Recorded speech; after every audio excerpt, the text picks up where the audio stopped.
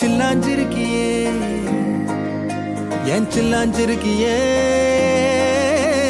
சில்லாஞ்சிருக்கியே என்ன கொல்லுற இறக்கியே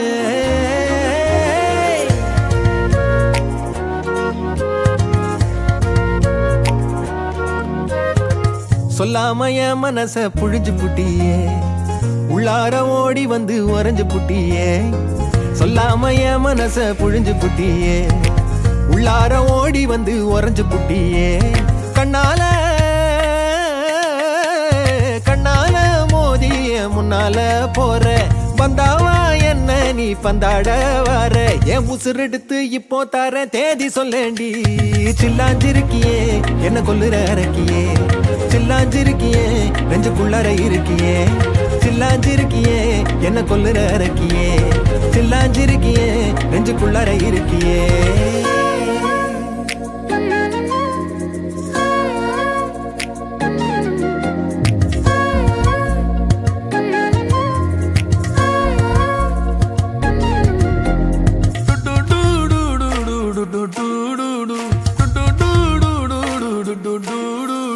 வச்ச கண்ணு பத்தாமல ஒன்ன ரசிக்கிறேன் தெள்ளழக தாங்காமல துண்டா விழுகிறேன் ஊறுபட்ட ஆசையெல்லாம் உள்ள முனகுறேன் ஊசி குத்தும் பார்வையில ரொம்ப இழக்கிறேன் மல்லாட்ட கண்ணால தள்ளாட்டம் போடுறேன் அம்பயர் இல்லாம ஆல் அவுட் ஆகுறேன் ஒரு பந்தாட்டம் பின்ன சுத்தி திரிஞ்சேன் உன் பொல்லாத அன்போட வாழ தவிச்சேன் என் ஆசைகளை கொட்டி வைக்க வானம் போதல அத வார்த்தைகளா சுருக்கி சொல்ல நேரம் போதல சில்லாஞ்சிருக்கியே என்ன கொல்லுற இறக்கியே சில்லாஞ்சிருக்கியே நெஞ்சுக்குள்ளார இருக்கியே சில்லாஞ்சிருக்கியே என்ன கொல்லுற இறக்கியே சில்லாஞ்சிருக்கியே நெஞ்சுக்குள்ளார இருக்கியே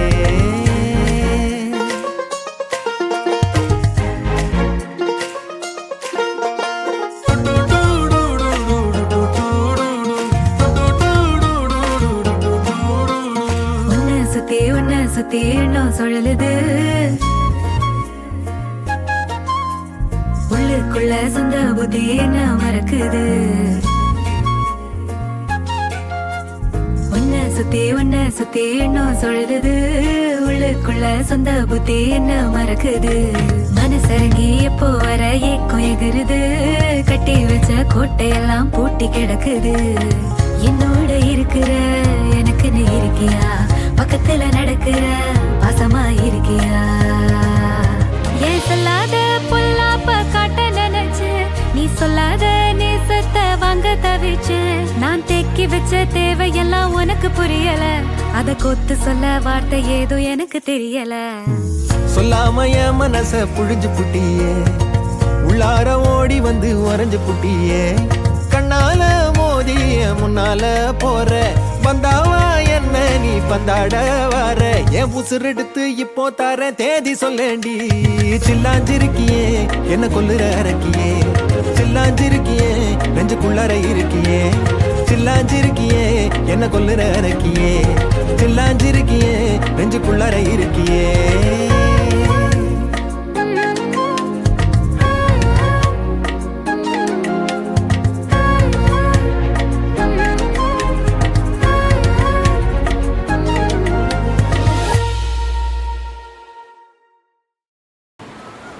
தந்தை மகன் தூயாவியாரின் பெயராலே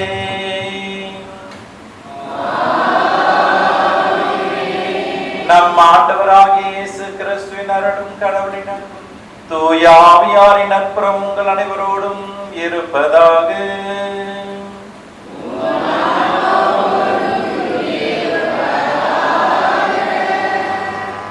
கிறிஸ்துவில் அன்பார்ந்த சகோதர சகோதரிகளே, திருமண ஒரு அருட்சாதனம். 2 ஞானஸ்தானம் பெற்றவர்கள் திருமணத்தில் பங்கேற்கும் பொழுது அது அருட்சாதனமாக மாறுகிறது.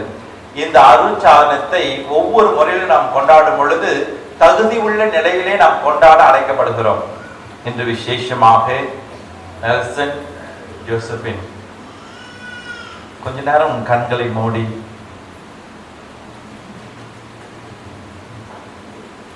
உங்கள் வாழ்வில் எவ்வளவு நாட்கள் சந்தோஷ நாட்கள் வந்திருக்கலாம். வாழ்க்கையில் எவ்வளோ நீங்கள் சாதித்திருக்கலாம். ஆனால் இன்று நீங்கள் இருவரும் வாழ்க்கையில் எடுத்திருக்கின்ற வெறும் முக்கியமான முடிவிலே இறைவன் முன்பாகவும் திருச்சபையின் முன்பாகவும் இறைவனுக்கு ஒருவருக்கும் நீங்கள் வாக்குறுதி கொடுக்க போகின்றீர்கள். வாழ்நாள் எல்லாம் உனக்கு நான் பிரமாணிக்கமாக இருந்து அன்பு செய்வேன் என்று நீங்க கொடுக்க போன்ற இந்த வாக்குறுதியின் முக்கியமான தருணத்திலே, இந்த திருப்பலியிலே, இந்த அருட்சாதன விழாவிலே ஆண்டவர் நிறைவாக உங்களை ஆசீர்வதிக்க இறைவன் இந்த நேரத்திலே உங்கள் மத்தியில் இருக்கிறார், உங்களோடு இருக்கிறார். இறைவனோடு சேர்ந்து நீங்கள் இந்த திருப்பலியிலே பங்கெடுக்க, இறைவா என்னுள் வந்து என்னை ஆசீர்வதியும் என்று முழுமையாக இறைவனிடம் அர்ப்பணியுங்கள். இந்த நிமிடத்தில் முழுமையாக உங்களை இறைவனிடம் ஒப்புக் கொடுத்து இந்த திருப்பலியை இறைவனுக்கு நன்றிப்பலியாக ஒப்புக் கொடுக்க தயார் செய்வோம். நாம் எல்லோருமே ஒரே குடும்பமாக திருச்சபையாக சேரும் பொழுது நம் மத்தியிலே இறைவன் இருக்கிறார். இந்த திருமணத்தை நிறைவாக இறைவன் ஆசீர்வதிக்க நாமும் அழைக்கப்பட்டிருக்கிறோம். நாமும் ஒரு கருவியாக இருக்கிறோம். இறைவன் நம் மத்தியிலே இருக்கிறார் என்ற உணர்வோடு இந்த திருப்பலியை தகுந்த முறையிலே பங்கெடுக்க நம்மை தயார் செய்வோம்.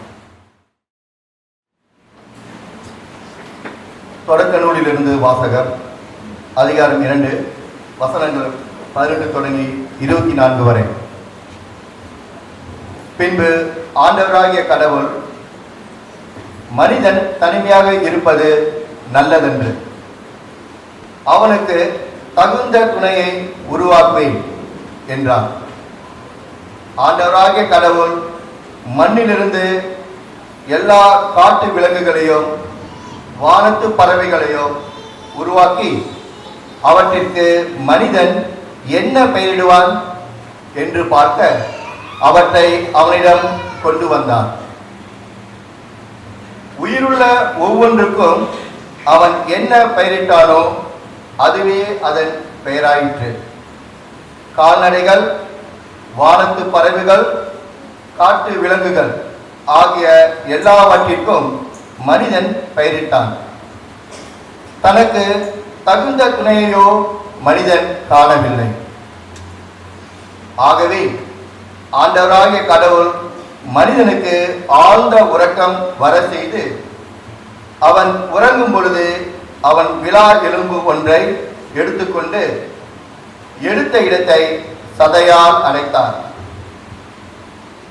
ஆண்டவராகிய கடவுள் தாம் மனிதனிடமிருந்து எடுத்த விலா எலும்பை ஒரு பெண்ணாக உருவாக்கி மனிதனிடம் அழைத்து வந்தார். அப்பொழுது மனிதன், இதோ இவளே என் எலும்பின் எலும்பும் சதையின் சதையும் ஆனவள், ஆணிடமிருந்து எடுக்கப்பட்டதால் இவள் பெண் என்று அழைக்கப்படுவாள் என்றார்.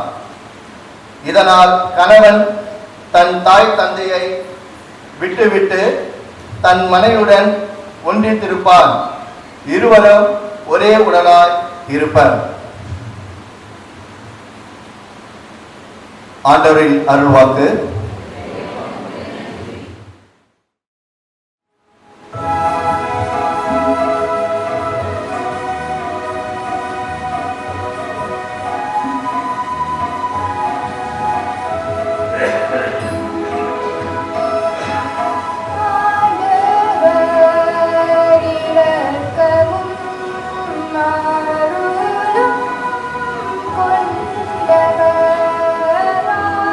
கொண்டவர்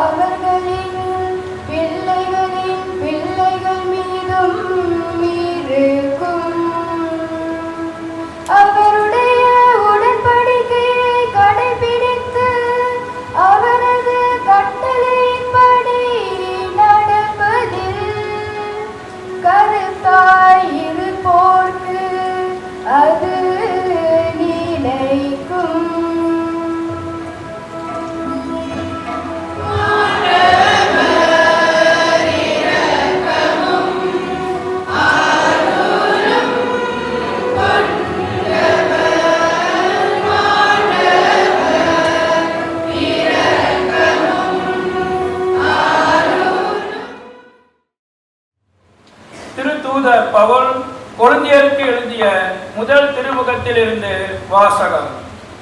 சகோதர சகோதரிகளே, எனவே நீங்கள் மேலான அருள் கொடையையே ஆர்வமாய் நாடுங்கள். எல்லாவற்றையும் விட சிறந்த நெறி ஒன்றை நான் உங்களுக்கு எடுத்து காட்டுகிறேன். நான் மானிடனின் மொழிகளிலும் வான தூதரின் மொழிகளில் பேசினாலும் அன்பு எனக்கு இல்லையே ஒலிக்கும் வெண்கலமும் ஓசையிடும் தாளமும் போலாவேன். இறைவாக்கு உரைக்கும் ஆற்றல் எனக்கு இருப்பினும் மறைப்பொருள்கள் அனைத்தையும் அறிந்தவனாய் இருப்பினும் அறிவெல்லாம் பெற்றிருப்பினும் மலைகளை இடம்பெயரச் செய்யும் அளவுக்கு நிறைந்த நம்பிக்கை கொண்டிருப்பினும் என்னிடம் அன்பு இல்லையே நான் ஒன்றுமில்லை. என் உடைமையை எல்லாம் நான் வாரி வழங்கினாலும் என் உடலையே சுட்டெரிப்பதற்கென ஒப்புவித்தாலும் என்னிடம் அன்பு இல்லையே எனக்கு பயம் ஒன்றும் இல்லை. அன்பு பொறுமையுள்ளது, நன்மை செய்யும், பொறாமைப்படாது, புகழ்ச்சி கொள்ளாது, இருமாப்பு அடையாது. அது இழிவானதை செய்யாது, தன்னலம் நாடாது, எரிச்சலுக்கு இடம் கொடாது, தீங்கு நினையாது, அன்பு தீவினையில் மகிழ்வுறாது. மாறாக உண்மையில் அது மகிழும். அன்பு அனைத்தையும் பொறுத்து கொள்ளும், அனைத்தையும் நம்பும், அனைத்தையும் எதிர்நோக்கி இருக்கும், அனைத்திலும் மன உறுதியாய் இருக்கும். இறைவாக்கு உரைக்கும் கொடை ஒளிந்து போம், பரவச பேச்சும் ஒளிந்து போம், கொடையும் ஒளிந்து போம், அறிவும் ஒளிந்து போம், ஆனால் அன்பு ஒருபோதும் அழியாது. ஆண்டவரின் அருள்வாக்கு.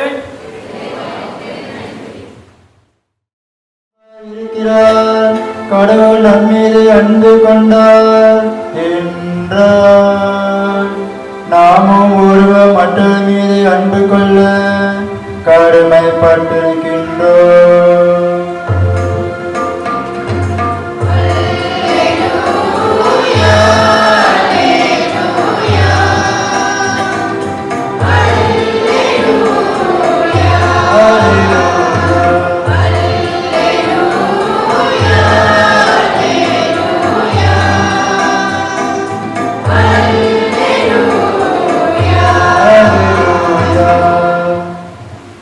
ஆண்டவர்களோடு இருப்பாராக. யோவான் எழுதிய நற்செய்தியில் இருந்து வாசகம்.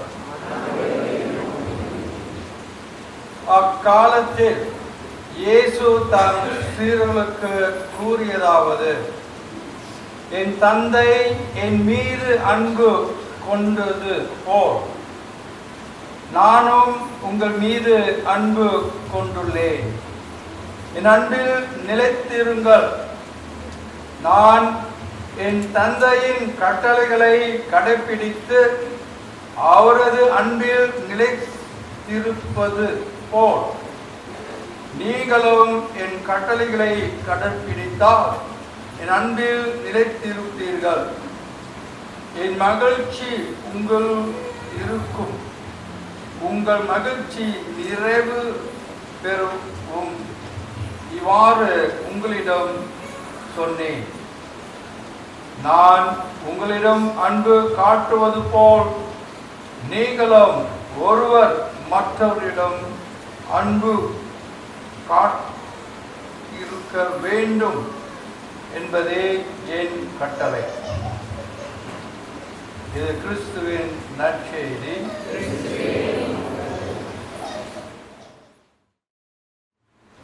ஆள் இருக்கிறீங்களா இல்லையா? இருக்கீங்களா? நீங்களா இருக்கிறீங்க. ஆனா இதுதான் முத வாட்டி நீங்க கேட்டிருக்கீங்களா? இல்ல. ஒவ்வொரு திருமணத்திலும் நம் தமிழ் திருமணங்கள்ல பார்க்கும் பொழுது பெரும்பாலும் இந்த முதல் வாசகம் ஆதி காலத்திலிருந்து எடுக்கப்பட்டோம். காரணம் முக்காவாசி பெரும்பாலும் எல்லா வாசகத்தையும் எடுத்து படிச்சு தேர்ந்தெடுக்கிற ஆள் குறவு.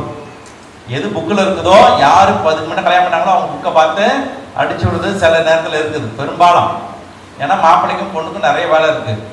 டென்ட் பார்க்கணும், மேக்கப் பார்க்கணும், போட்டோ ப்ரீ வெட்டிங் போட்டோ பார்க்கணும். இது எவ்வளோ தலைக்கு மேலே டென்ஷன். இந்த டென்ஷன்ல போயிட்டு வாசகத்தை திறந்து ஒன்று ஒன்றா இதெல்லாம் கதைக்கு ஆகாது ஃபாதர். நீங்க வாங்க, அந்த நேரத்தில் எனக்கு வாசகம் கிடைக்கணும். ஆனால் தான் மாப்பிள்ளைகிட்ட கேட்டால் மாப்பிள்ளை வந்து ஒரு 3 மாசத்துக்கு முன்னையே வாசகத்தை அனுப்பி விட்டார். இந்த முதல் வாசகம் எல்லாமே கேட்டிருக்கோம், ஆமா இல்லையா? முதல் வாசகம் எதை பத்தி சொல்லு கேட்டோம். ஆணையும் பெண்ணு விழா வெளுங்குல இருந்து சரி.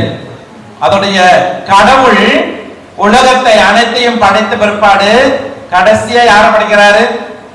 மனிதனை படைக்கிறார். மனிதனை படைச்ச பிற்பாடு பெண்ணை படைச்சாரா? உடனே இல்ல. எல்லாத்தையும் படைச்சிட்டு அவன் சொல்றார், இந்த உலகமே உன் கையில், எல்லாருக்கும் நீ பெயர் வை. ஆனா மனிதன் சந்தோஷமா இருந்தானா? இல்ல.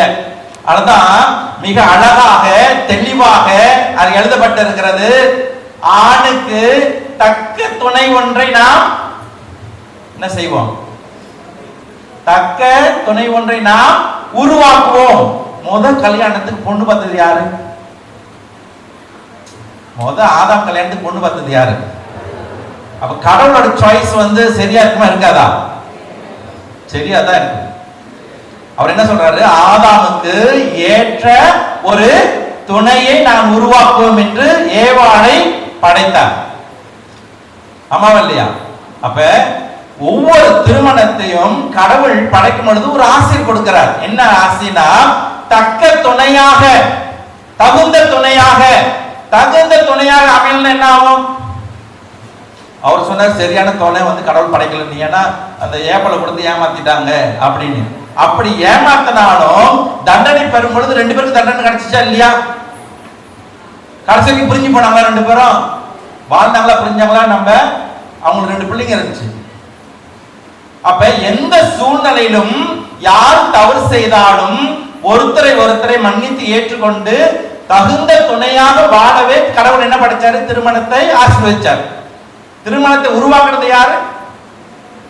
கடவுள் உருவாக்குறதுன்னா இன்னைக்கு இது அருட்சாதனமா மாறி இருக்காது. ஆமாவா இல்லையா? எல்லா அருட்சாதனமும் கடவுளால் உருவாக்கப்பட்டது. ஞானஸ்தானம் யார் நம்ம ஞானஸ்தானம் கொடுக்க சொல்லி சொன்னது?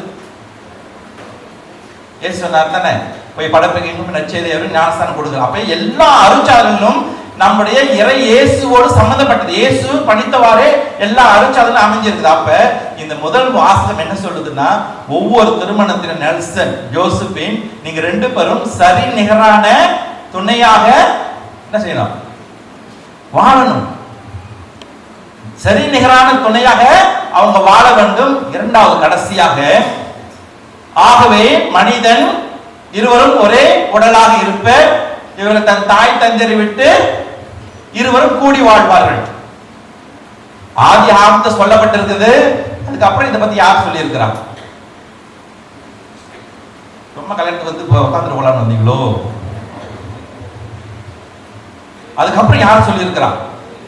இயேசு சொல்லி இருக்கிறாரு. இயேசுக்கு அப்புறம் யார் சொல்லி இருக்கிறான்?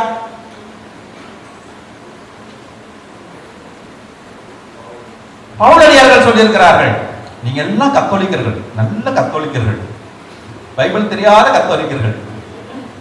அப்ப இறை வார்த்தையிலே ஆரம்பத்திலே கடவுள் சொன்னாரு, திருமணம் பிற்பாடு ஆணும் பெண்ணும் தனித்து வாழ வேண்டும்.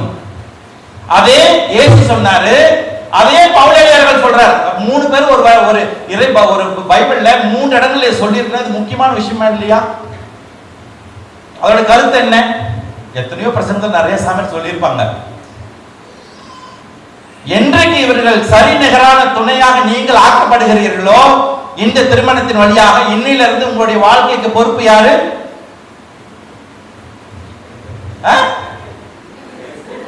யாரு? நீதான், ஜோஸ்பின் தான். நீங்க 2 பேர் தான் வாழ்க்கைக்கு பொறுப்பு. நாளைக்கு சொல்லக்கூடாது, எங்க அம்மானால எங்க மாமா அவர் போயிச்சாரு, போய்க்கிற வேலை அவரோட வேலை சொன்னாரு, அதெல்லாம் நான் வாழ்ந்துட முடியுமா, இதுக்கெல்லாம் நான் பொறுப்பு இல்லை அப்படின்னு சொல்லக்கூடாது. உன்னுடைய திருமண வாழ்வுக்கு, உங்களுடைய திருமண வாழ்வுக்கு யார் பொறுப்பு? மற்றவங்க யாரையும் நான் கை நீட்டி சொல்லவே முடியாது. வாழ்க்கை யார் கையில் இருக்கு? கோவப்பட வேண்டுமா கோவப்படக்கூடாதான் முடிவு செய்யறது யாரு? நீங்க என்ன வேணுமோ ஏசலாம் என்னைய, அதை நான் வந்து இப்போ நெகட்டிவாகவும் பாசிட்டிவாகவும் எடுக்கிறது யார் கையில் இருக்கு? அப்ப வாழ்க்கைன்றது யார் கையில் இருக்கு? அப்ப திருமண வாழ்விலே சரி நிகராக இணைக்கப்பட்ட நீங்கள் எல்லா நேரத்திலையும் நீங்கள் தான் பொறுப்பெடுக்கணும். இனிமேல் உங்களுடைய பொறுப்பு இந்த திருமண வாழ்வில் உங்களுடைய பொறுப்பு. அதனால தான் நம்ம கத்தோலிக்க திருமணத்துல ஒவ்வொரு பெண்ணையும் கொண்டாந்து உட்கார வைக்கும் போது யார் கூட்டிட்டு வருவாங்க? ஏன் கூட்டு வர்றாரு? நிறைய இடத்துல சொல்லிடுறேங்களே இடத்துல நான் முதல் ஆணை படைத்த பிற்பாடு ஆழ்ந்து தூங்க வர செய்து விழாவிலே எலும்பெடுத்து கடவுள் என்னை யார் உருவாக்குனார்? பெண்ணை உருவாக்கி என்ன பண்ணாரு? நீ ஓடி போய் சேர்ந்து கொண்டாரா? கொண்டு வந்து ஒப்படைச்சாரு. அதுதான் நீ திருமணத்துல மாப்பிள்ளையும் பொண்ணு வந்து உட்காந்துற பொண்ணுக்கு அப்பா கூட்டு வருவார். என்னுடைய கடமையை முடித்து இன்றைக்கு என்னிலிருந்து திருமண வாழ்வுக்கு நீங்களே பொறுப்பு. இறைவாசகம் அதுதான் இந்த முதல் வாசகத்துல பாக்குறோம். இந்த முதல் வாசகம் கடவுளால் இந்த திருமணம் ஆரம்பிக்கப்பட்டது. இந்த திருமணத்தில் நீங்க இருவரும் ஒரு சரி நிகரான துணையாக இருக்க வேண்டும். இன்னிலிருந்து இந்த திருமணத்துக்கு உங்களுடைய வாழ்க்கை உங்கள் கையிலே இருக்கிறது. இரண்டாவது வாசகம் அன்பு. அன்பு இல்லையே ஒன்றும் இல்லை. எனக்கு எரிக்க நான் என் உடலை கொடுத்தாலும் அன்பு இல்லையே எனக்கு ஒன்றுமே இல்லை. அப்ப அன்பு என்றால் என்ன? அன்பு என்னது? மனிதன் வச்சுப்பேன். மனிதன் யாரு? கண்டிப்பா அவனுக்கு தலை இருக்கணும், கண் இருக்கணும், வாய் இருக்கணும், மூக்கு இருக்கணும். ஆமாவா இல்லையா? அன்புன்னு என்னது? இரக்கம். ரெண்டாவது வாசகம் நீங்க தானே படிச்சீங்க, சொல்லுங்க அன்புன்னு என்ன? அதான் சொன்னாரு முதல் வாசகத்தை நல்லா படிச்சீங்கன்னா என்னமோ சொல்லுவார், எனக்கு இது இல்லையே, எனக்கு ஒன்றும் இல்லை, அன்பு இல்லையே, நான் என் உடலை இறக்கி கொடுத்தாலும் ஒன்றும் இல்லை, எல்லாம் சொல்லிட்டு சொல்றாரு. அன்பு என்பது என்ன? அன்பு என்பது பொறுமை உள்ளது. அன்பு என்பது கனிவானது. அன்பு என்பது மன்னித்து ஏற்றுக்கொள்வது. அன்பு என்பது பொறாமைப்படாது. அன்பு அழுக்காறு கொள்ளாது. இது எல்லாம் அடங்கியது தான் அன்பு. அன்பு ஒரே வார்த்தையில் முடிக்க முடியாது. இது எல்லாம் அடங்கியதுதான் அன்பு. அப்ப திருமண வாழ்விலே அன்புறவில் வாழ வேண்டும் என்றால் இதெல்லாம் அடக்கி உங்கள் வாழ்க்கையில உண்மையான அன்பை காட்டும் போது என்ன செய்யும்? அந்த அன்பு உங்களை இறுக அணைத்து பிடித்து வைக்கும். என்னைக்கு அன்பு குறையுதோ அவங்க என்ன ஏற்படும்? இது வந்து அன்பு பொறுமை உள்ளதுன்னு போட்டிருக்கு. ஒரு அன்பு பொறுமை உள்ளதுன்னு என்ன நினைக்கிற நீ? அன்பு பொறுமையானது அப்படின்னு என்ன நினைக்கிற நீ? அன்பு பொறுமை உள்ளதுன்னு என்ன நினைக்கிற? கோபப்படக்கூடாது. Very good. கோபப்படக்கூடாது. அன்னாடிக்கு காலகட்டத்தில் எழுந்திருக்கிறதே இல்லை. 10 மணி 11 மணிக்கு எழுந்திருக்கிறது. அமைதியா இருப்பியா? நான் சொல்றது என்னன்னா 10 மணிக்கு எழுந்திருக்குது. அன்னாடிக்கு 10 மணிக்கு எழுந்திருக்கிறது.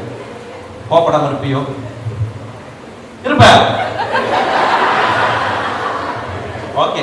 அண்ணா சீக்கிரம் எழுந்திருக்காது. மேல ஒரு நாள் பொறுமையா இருப்ப, 2 நாள் பொறுமையா இருப்ப, வாழ்நாள் அப்படி தூங்கிட்டு இருந்தா தூங்கிட்டு விட்டுருவியா? பாக்குறேன்னு நீ அதே மாதிரி தூங்கு, பிரச்சனை வந்தா பார்ப்போம். நீ கணவர் வேலைக்கு போயிட்டு எப்பொழுதும் 2 ஹவர் 2 மணி நேரம் 3 மணி நேரம் லேட்டா வந்தா நீ என்ன சொல்லுவீங்க? நீ விட்டு கொடுத்துருவியோ? அண்ணா நீ விட்டு கொடுத்துருவ? அப்படியா? பரவாயில்ல, அன்பு வாழ்றாங்க அப்படின்னா விட்டு கொடுத்துருவோம். அன்பு பொறுமை உள்ளதுன்னா இந்த மாதிரி அளவுக்கு நம்மளும் கேள்விப்பட்டதில்லை. ஆனா வாழும் போது தான் தெரியும். இன்னைக்கு எல்லாமே சொல்லலாம், வாழும் பொழுது அந்த மாதிரி வாழ்க்கையில நல்லது. அன்பு வந்து பொறுமை உள்ளது என்பது எதையும் பொறுத்து கொண்டு வாழ்வது வந்து வாழ்க்கையே கிடையாது. பொறுத்து கொண்டு வாழ்வது வாழ்க்கையே கிடையாது. இந்த திருச்சி பேருக்கு நான் கத்தோலிக்க திருச்சி எல்லா வார்த்தையும் அழகா அளந்து வச்சிருக்கு. திருமணத்துல முதல் வாக்குறுதி நீ கொடுக்கும் போது என்ன சொல்ல போற? நீ திருமண வாக்குறுதி கொடுப்பல, அது என்ன ஒரு வார்த்தை சொல்ல? என்ன சொல்ல? அன்புக்கும் பண்புக்கும் பாசத்துக்கும் இனியவளே அப்படின்னு குறையா? நெல்சன் என்னன்னா, என் மனைவியாக திருமண வாக்குறுதியில் முதல் வார்த்தை என்னது? ஏற்றுக்கொள்ளுதல். ஏற்றுக்கொள்ளாமல் வாழ்க்கை வாழவே முடியாது. ஒருத்தர் ஏற்றுக்கொள்ளணும் பக்கத்தில் உட்கார முடியுமா? முடியாது. அப்ப திருமணத்துல அன்பு பொறுமை உள்ளது என்றால் என்னன்னா, ஒருத்தர் ஏற்றுக்கொள்ளுதல். ஏற்றுக்கொண்டால்தான் என்ன வரும்? பொறுமை. அதனால தப்பை செய்துட்டு அமைதியா இருக்கிறது பொறுமை கிடையாது. தப்பை செய்யறவங்களை பார்த்து அது கடந்து பரவாயில்ல முடுறது அது பொறுமை கிடையாது. இயேசுவை எத்தனை பேர் சாலையில் அடிச்சாங்க, எவ்வளவு துன்பப்படுத்துறாங்க, ஆனா என்னன்னு கேட்கல. நீதிபதி மண்ணுக்கு நிப்பாட்டும் போது ஒருத்த பட்டியர்னு தலையில கண்ணத்துல தீட்டு ஒரு அறை விடுவான். அப்ப இயேசு என்ன சொன்னாரு? நான் அறவாகவே பிறந்தேன், ஆகவே நான் உன்னை மன்னித்து விடுகிறேன் அப்படின்னாரா? என்ன சொன்னாரு? ஏன் என்னை அடித்தாய்? நான் செய்த தப்பு என்னன்னா சொல்லு. அப்ப பொறுமை என்பது இழிவையோ தவறையோ பார்த்து அமைதியாக இருப்பதல்ல. இந்த திருமண வாழ்வில் பொறுமை என்பது என்னன்னா, இப்ப வச்சுங்களேன், நெல்சன் ரொம்ப கோபமா இருக்கிறான், கோபத்துல என்னமோ வார்த்தை பேசுறான். அந்த நேரத்துல ஜோஸ்பினும் அதே கோபத்துல பதில் பேசிச்சுன்னா என்ன ஆகும்? சண்டை வரும். அப்ப உண்மையா நண்பர் இருக்கும்போது அவர் இன்னும் டென்ஷன்ல இருக்கிறாரு, ஏதோ ஒரு பிரச்சனைல வந்திருக்கிறாரு, பரவாயில்ல பேசிட்டோம், எல்லாம் பேச விட்டுட்டு அழகா ஒரு காஃபி கடை கொண்டு கொடுத்து காஃபி குடிங்க, மற்ற பின்னால பேசுவோம். அதுதான் என்னது? அதுதான் பொறுத்து கொள்வது. பேஷன்,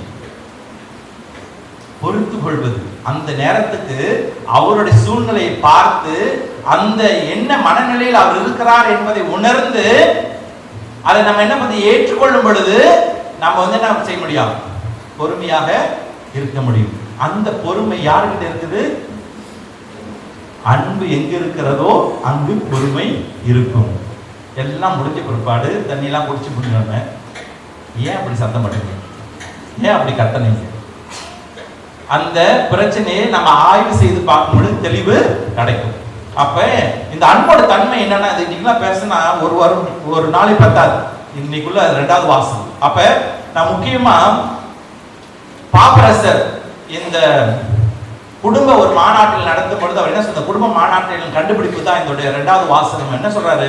ஒவ்வொரு தம்பதியர்களும் திருமணத்துக்கு முன்பதாக இந்த இறை வார்த்தையோடைய உள்ள அர்த்தத்தை உணர வேண்டும். நிறைய பேர் இருக்கிறீங்க, கல்யாணம் பண்றதுக்கு முன்னே இந்த 2வது வாசகத்தை எடுத்து வாசிங்க. கல்யாணம் பண்ணவங்களும் போய் எடுத்து வாசித்து எந்த அளவுக்கு இந்த அன்பில் வாழ்கிறேன் என்று நம்ம பார்க்க வேண்டும். 2வது நாம் பார்க்கிறதுல அன்பு பொறாமை கொள்ளாது. அன்பு என்ன செய்யாது? ஏற்றுக்கொள்றீங்களா? உண்மையான அன்பு என்ன செய்யும்? பொறாமை கொள்ளாது. நெல்சன் போராடலாம் 2 பேரும் ஒன்னா போகும்போது எல்லாம் சொல்றாங்க, நெல்சன் நீ நல்லா இருக்கிறடா, நீ இப்படி இருக்கிறடா, அவனே புகழ்ந்து பேசிட்டு இருக்கும்போது ஜோஸ்பின் சொல்லுமா, என்ன போராடலாம் உன்னை பத்தியே பேசிட்டு இருக்காங்க, இந்த மாதிரி நான் வரல, நீ மட்டும் போ. இல்ல ஜோஸ்பின் 2 பேரும் ஒன்னா போகும்போது நெல்சனை போட்டு எல்லாம் ஜோஸ்பின் பத்தியே ரொம்ப பெருமையா பேசிட்டு இருந்தாங்கன்னா நெல்சன் நினைக்கலாமா அந்த மாதிரி, ஏய் என்ன அது எப்போ போனா உங்க கூட போனா எல்லாம் உன்னை பத்தியே பேசுறாங்க, அதனால நான் உங்க கூட வரல அப்படின்னு சொல்ல முடியுமா? உண்மையா நன்மை என்ன செய்யாது? பொறாமை கொள்ளாது. அப்ப அந்த நன்மை என்ன செய்யும்? உன்னை பாராட்டினாலும் என்னை சேரும், என்னை பாராட்டினாலும் அதை உன்னை சேரும். நான் வளருவேன், நான் வளர்வதை விட எனக்கு அடுத்திருப்பன் வளர்ச்சியில் அன்பு மகிழ்ச்சி காண்றது தான் உண்மையான அன்பு. அப்ப அந்த உண்மையான அன்பு என்ன பண்ணாது? பொறாமை கொள்ளவே கொள்ளாது. அதுக்கப்புறம் நிறைய இருக்குது, சீக்கிரம் முடிச்சிடுறேன். கடைசியா ஒரு பண்பு இருக்கிறது. அன்பு என்ன செய்யும்? மன்னித்து ஏற்றுக்கொள்ளும். அன்பு என்ன செய்யும்? தவறு செய்யாத மனிதன் யாராச்சும் இருக்கிறீங்களா? நானும் பாவி, நான் வாழ்க்கையில் தவறு செய்வது உண்டு. அப்படி தவறு செய்யாத மனிதர் யாராச்சும் இருக்கிறீங்களா? அப்படி இருந்தால் இது சிறுமே இல்லை, நிறைய இடம் உங்களை எடுத்து வைக்கலாம். ஆமா இல்லையா? அப்ப மனித இயல்பிலே தவறு செய்வது இயல்பு, அதை மன்னித்து ஏற்றுக்கொள்வது தெய்வத்தன்மை. தெய்வத்தன்மை. ஆக திருமண வாழ்வில ஒருத்தரை மன்னித்து ஏற்றுக்கொண்டால் தான் என்ன செய்ய முடியும்? அவங்க உண்மையான அன்பில நிலைத்திருக்க முடியும். இதுல நிறைய பண்புகள் இதில் இருக்கின்றது. இந்த பண்புகளை மிக முக்கியமான பண்பு இரக்கம், ஒருத்தர் இரக்கம் காட்டணும், ஒருத்தர் அன்பு காட்டணும், ஒருத்தர் முக்கியத்துவம் கொடுக்கணும். இதெல்லாம் ரொம்ப முக்கியம். திருமண வாழ்விலே அன்புக்கு இடம் கொடுத்தோம் என்றால் யாருக்கு இடம் கொடுத்த மாரி? கடவுளுக்கு இடம் கொடுத்த மாரி. கடவுள் உன்னோடு இருந்துட்டா எல்லாமே ஆகமா ஆவாதா? அப்ப எதான் சொல்றாரு கடைசியா? எல்லா பண்புகளிலும் சிறந்தது அன்பு. ஆனா இந்த அன்பை நம்ம சுயநலத்தை பயன்படுத்தக்கூடாது. நம்மளுக்கு ஏற்றவாறு அன்பை மாற்றி அமைக்கக்கூடாது. இந்த வாசம் சொல்வது போல நாம் வாழ்ந்தோம் என்றால் நிச்சயமாக இந்த திருமண வாழ்வு ஒரு இனிய வாழ்வாக இருக்கும். அதுதான் நற்செய்தியில் சொல்றாரு, ஒருவருக்கொருவர் அன்பு செய்யுங்கள். அன்பு செய்யறவன் தான் கிறிஸ்துவன், அன்புல வாழ்றவன் தான் கிறிஸ்துவன். சரி, இப்போ உங்க 2 பேருக்கு ஒரு பயிற்சி. இது என்னது? இது தண்ணியா கிளாஸ்ல தண்ணியா? கிளாஸ்ல எவ்வளவு தண்ணி இருக்குது? பாதி தண்ணி இருக்குது. ஓகேவா? நெல்சன், இது உன்னால தூக்க முடியுமா? தூக்க முடியுமா உன்னால? இந்த தண்ணியோட கிளாஸ் தண்ணியோட உன்னால தூக்க முடியுமா? உன்னால முடியுமாமா? நிச்சயம், கண்டிப்பா. எழுந்திருக்க 2 பேரும் கை நீட்டு,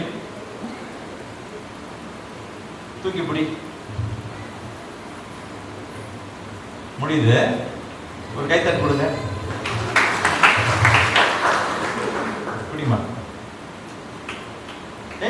நீ தூக்குற? முடியுது? சரி, அது ஒரு பொண்ணு கைத்தட்டு கொடுங்க. கல்யாணம் முடிவு வரைக்கும் இப்படி நிற்க முடியுமா? முடியும். நாளைக்கு விடிகால 10 மணி வரைக்கும் இப்படி நிற்க முடியுமா? ஏன் கை வலிக்குமா? ஏன் தண்ணி அவ்வளவு பாரமாவா இருக்கு? உட்காருங்க. 5 நிமிஷம் கையில பிடிக்கலாம். 1 மணி நேரம் ஆச்சுன்னா என்ன ஆகும்? கை மறுக்கும், லேசா வலிக்கும். 2 நாள் ஆச்சுன்னா ரொம்ப வலிக்கும், வலிக்காதா? தண்ணி பாரமா? தண்ணி பாரம் இல்லை. எப்படி வலி வருது? வாழ்க்கையில் நடக்கின்ற ஒவ்வொரு பிரச்சனைகளிலும் இந்த கிளாஸை கூட தூக்கி வச்சுக்கிட்டே நின்னா வாழ்க்கையில் என்ன ஆகும்? தண்ணி வெயிட் இல்லைங்க. அந்த பிரச்சனை என்ன செய்யும்? வாழ்க்கைய மனதை பாரமாக்கி கொண்டே போகும். பாரமாக்க என்ன செய்யும்? வலி ஏற ஏற ஏற 2 நாள் 3 நாள் 1 வாரம் அப்படியே தூக்கி நின்று என்ன ஆகும்? கடைசியா கிளாஸ் கீழே விழுந்து திருமண வாழ்வும் அப்படிதான். அன்னன்னைக்கு ஏற்படுகிற பிரச்சனைகளை அப்பப்பே எடுத்து வச்சுட்டு கீழே வச்சுட்டா வாழ்க்கை சுமையாக மாறாது. அதே பிரச்சனை வளர்த்துக்கிட்டே போனா என்ன ஆகும்? கீழே விழுந்து உடஞ்சு போயிடும். எப்பெல்லாம் பிரச்சனை வருதோ இந்த கிளாஸை காமி. ரொம்ப நேரம் தூக்கி வச்சிருக்க வேண்டாம், உட்கார், வா பேசும். அதே போல பிரச்சனை வரும் பொழுது கிளாஸ் காமி போட்டு ஒன்று பிரச்சனை இருக்கு, வா உட்கார். என்னைக்கு பிரச்சனை வந்தாலும் உட்கார்ந்து அன்போடு உட்கார்ந்து நீங்க பேசி ஆய்வு செய்து ஒருத்தர் ஏற்றுக்கொள்ளும் பொழுது அந்த பிரச்சனையை சீக்கிரம், எவ்வளவு சீக்கிரம் வர பிரச்சனை எவ்வளவு சீக்கிரம் களையறீங்களோ அந்த அவ்வளவு சீக்கிரத்துக்கு நிச்சயமாக இந்த அன்புறவிலே உங்களால வாழ முடியும். ஆகவே இந்த திருமணம் தொடர்ந்து கடவுள் ஆசியில் உங்களை நிறைவாக நிரப்ப இந்த திருப்பலியிலே வேண்டிக் கொள்ளும்.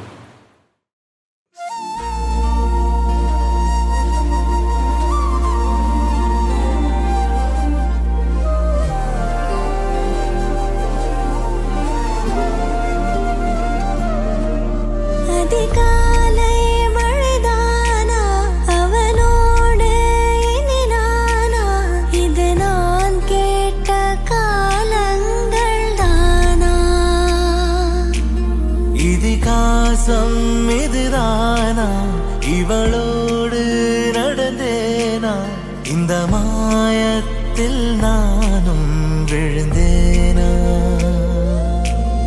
உயிரே உயிரே உறையும் உயிரே இனிமேல் நீதானா. உயிரே உயிரே உறையும் உயிரே இனிமேல் நீதானா.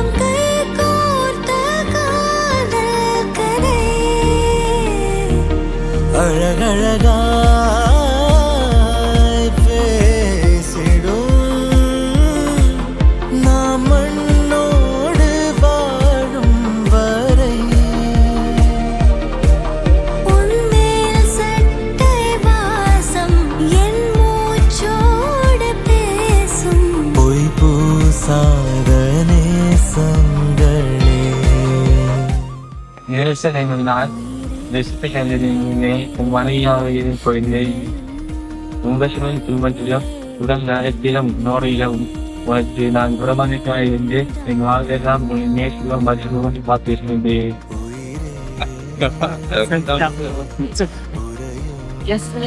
நான் நேசனையுள்ளேன் கணவராக கொள்கிறேன். இன்பத்தையும் துன்பத்திலும் உடல் நலத்திலும் நோயிலும் நான் எனக்கு பிரமாணிக்கமாய் இருந்து என் வாழ்நாள் எல்லாத்திலே நேசிக்கவும் மன்னிக்கவும் வாழ்ந்திருக்கிறேன்.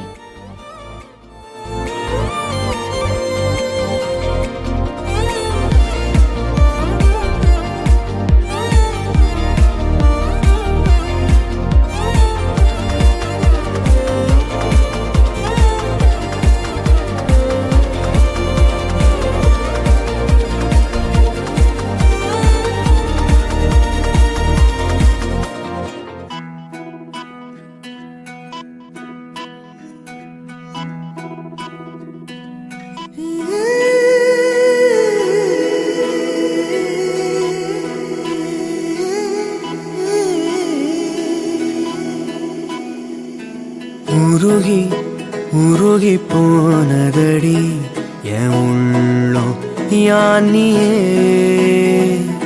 குருகி குருகி போனதடி என் எண்ணம் யானியே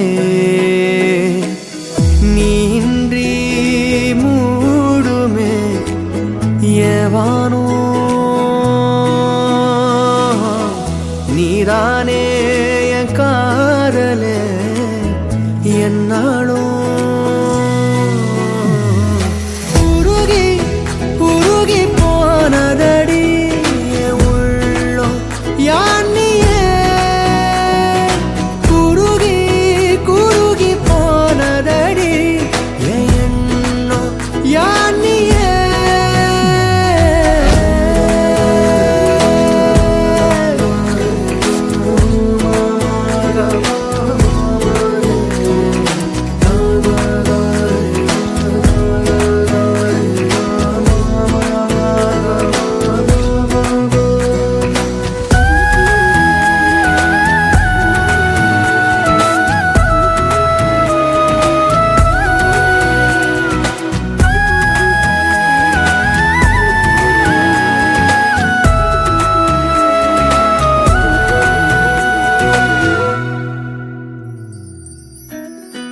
யாரோ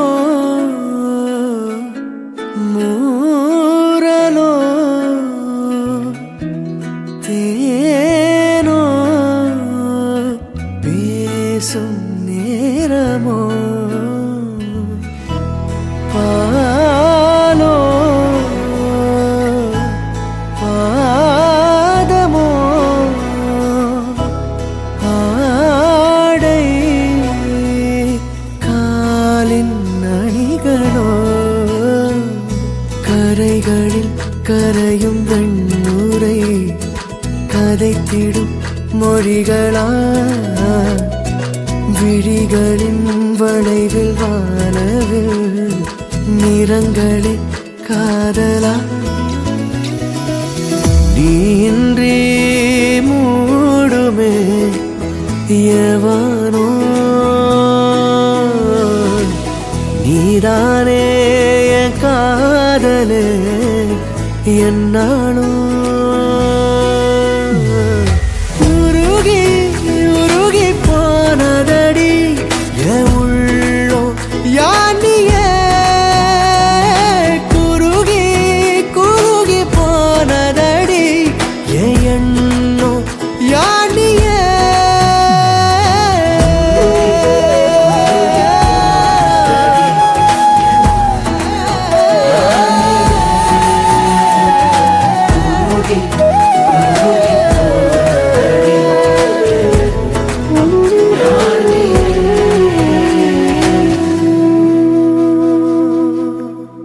தந்தன தந்தன தந்தா சொர்க்கமே என்றாலும் அது நம்மூரை போல வருமா?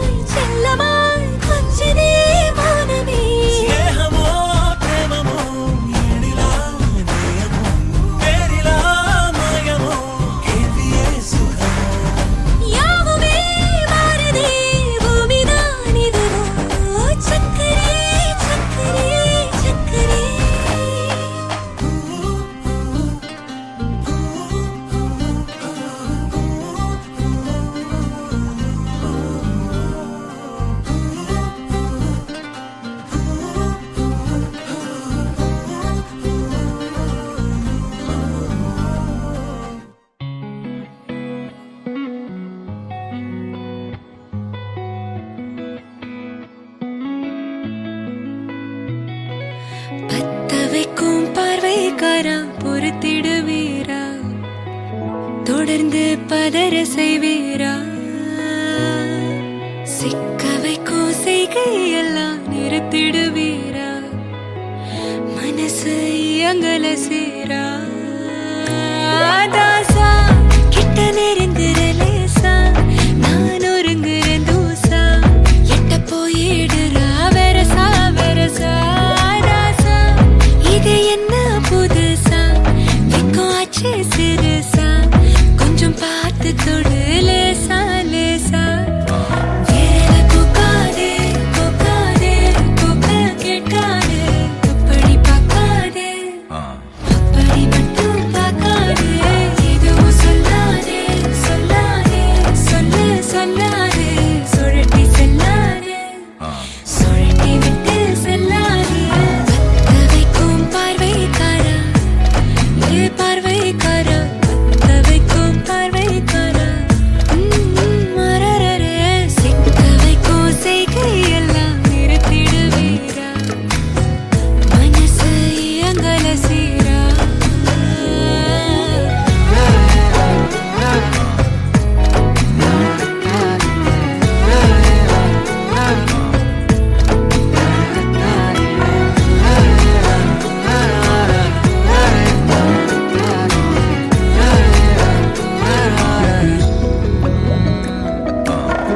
முழிச்சு பார்க்கும் போது உன் தோணல கடக்கணும் நினைச்சு நெளிஞ்சதெல்லாம் தினம் தினம் நடக்கும் கிடைச்ச நேரம் எல்லாம் கட்டிக்கிட்டே இருக்கணும் அடைச்ச ஆசையெல்லாம் அடிக்கடி எழணும் சத்தமே இல்லாமைய மொத்தத்தையும் சரிச்சுட்ட சொப்பனத்தில் வெப்பத்தை தந்து சாச்சு போட்டுட்ட ராசா இது என்ன புதுசா வெக்கம் ஆச்சு சிறுசா கொஞ்சம் பார்த்து தொடு லேசா லேசா தாசா கிட்ட நெருங்குற லேசா நான் ஒருங்குற தூசா எட்ட போயிடுறா வெரசா வெரசா வேற போகாதே போகாதே போக கேட்காதே அப்படி பார்க்காதே அப்படி மட்டும் பார்க்காதே எதுவும் சொல்லாதே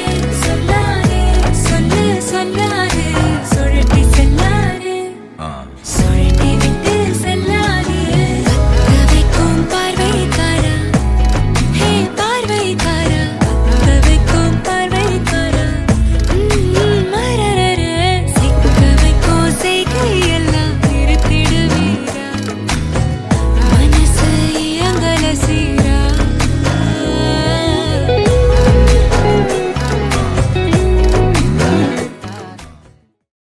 தந்தை மகன் தூய் ஆவியாரின் பெயராலே அன்புள்ள ஆண்டவரே, இந்த திருமண விழாவை நாங்கள் கொண்டாடுவதற்காக இங்கு ஒன்று கூடியிருக்கின்றோம்.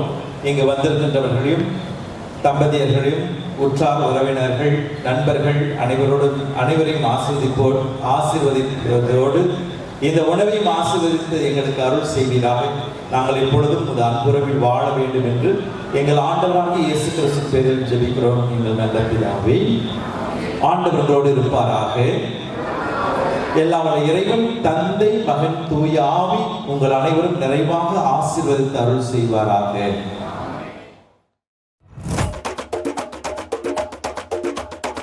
திருச்சி வந்தல்லே திரிக்க விட்டான் மன்னல்லே திருத்தி வைக்கான் மன்னல்லே திட்டம் உண்டல்லே சேட்டன் மன்னல்லே சேட்ட செய்யா வந்தல்லே பேட்ட துளான் மன்னல்லே வேட்டையனல்லே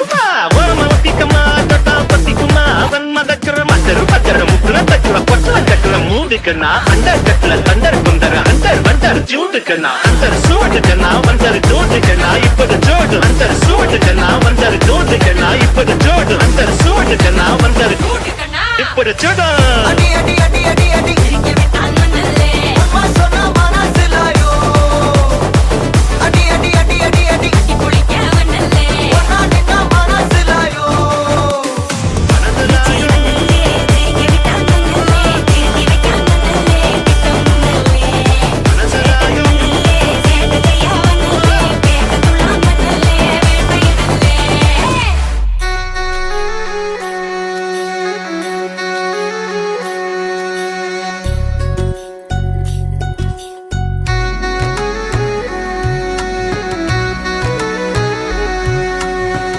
என்ன விட்டு போவேன்னு தான் நானும் நினைக்கல எல்லாம் கைய மீறி போச்சே மனசு கேட்கல என்ன விட்டு போவேன்னு தான் நானும் நினைக்கல எல்லாம் கைய மீறி போச்சே மனசு கேட்கல எட்ட வந்து நின்ன என் புத்தி எட்டி பார்த்துச்சு கத்தி தேவையில்ல மௌனம் குத்தி சாச்சிச்சு உறவே ஆசை உறவே தெரிஞ்சாலும் நினப்பில நீ தாண்டி குறையேதும் வைக்கவில்லை என தாங்கும் பூமி நீ தாண்டி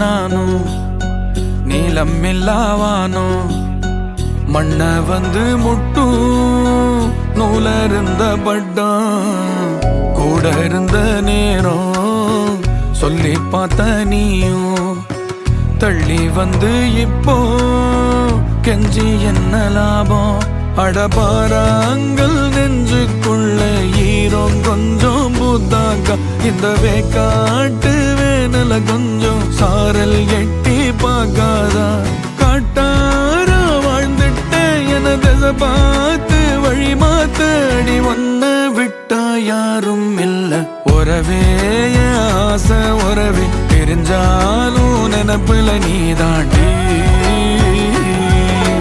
குறையேதும் வைக்கவில்லை என தாங்கும் பூமி நீ தாண்டி